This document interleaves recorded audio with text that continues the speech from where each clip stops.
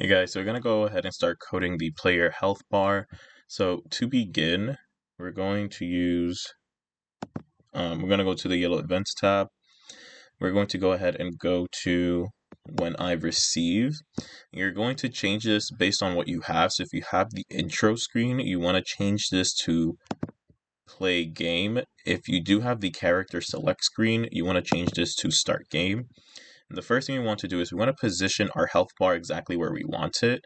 So I'm going to move this score for right now. And then I'm going to click and hold and drag my health bar exactly where I want it. So I kind of want it here for right now.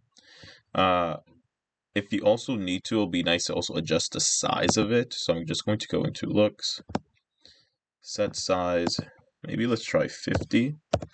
I can even go ahead and click on it so I can see how much the size changes to. Once I'm happy with the size of the health bar, I'm going to snap that in. And then I'm going to go ahead and move this health bar over here. If you want to later on add text, we can also do that as well. So you might want to move it somewhere else if you're going to do that. But for right now, just for testing and to make sure we have everything, we're just going to move it where we want it. I'm going to go into the blue motions tab and add a go to. I'm going to make sure that this X and Y matches the blue go to X and Y. So now that I know that it does, this is pretty much set.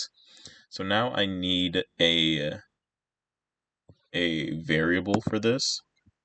So we're going to make a variable. It's going to be for all sprites. We're going to call this player health. And we're going to click OK. We're going to go ahead and hide this because we actually already have what we're going to use for the player health. And underneath this, we're going to go ahead and set our player health to 10. So this 10, you can't change it at any point, so you'll just have to stick with the 10 unless you're willing to go ahead and adjust the player health to have more.